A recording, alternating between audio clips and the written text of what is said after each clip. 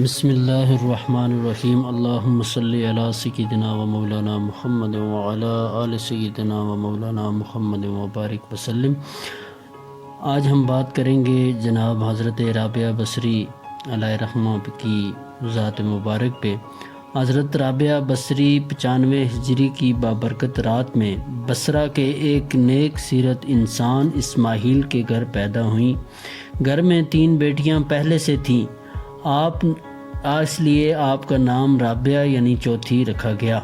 حضرت رابعہ بصری کا شمار اسلام کی ان پاک خواتین میں ہوتا ہے جن کی زندگی ابتدا سے انتہا تک فکر و غنا سے عبارت ہے۔ حضرت رابعہ بصری نے جس ماحول میں آنکھ کھولی وہ تسلیم و رضا اور صبر و شکر کی نوید تھا۔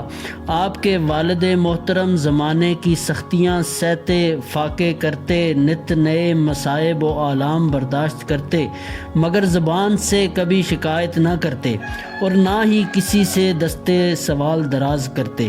حضرت رابعہ بصری کو بچپن ہی سے قرآن پاک اور بزرگان دین کے اقوال سے لگاؤ تھا۔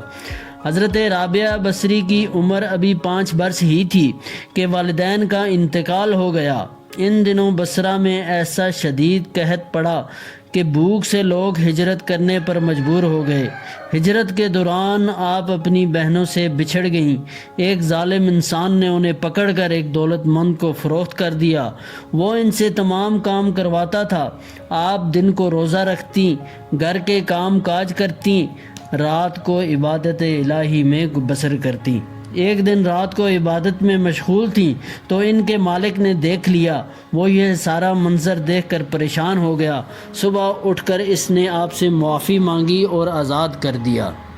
آپ نے علوم ظاہری حاصل کرنے کے لیے کوفہ کا رخ کیا جو کہ اپنے وقت میں بہت بڑا علمی مرکز تھا۔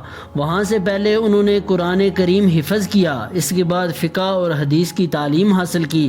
حضرت رابعہ بصری بہت کم گفتگو کرتی تھی، مگر کوئی سوال پوچھ لیتا تو مختصر اور مدلل جواب دیتی۔ حضرت امام غزالی احیاء العلوم میں فرماتے ہیں کہ حضرت رابعہ بصری نے اپنے اشعار میں جس غرض اور آرزو کا ذکر کیا ہے اس سے مراد اللہ عز و جل کا احسان اور انعام ہے جو اپنے بندوں پر روا رکھتا ہے، اور جس حب الہی کا ذکر کیا ہے اس سے مراد دیدار الہی اور جمال خداوندی ہے، اور یہی محبت سب سے بہتر اور برتر ہے۔ آپ ہمیشہ کھردرے کمبل کا کرتا پہنتی اور وصیت فرماتی کہ مرنے کے بعد بھی مجھے اسی میں دفن کیا جائے۔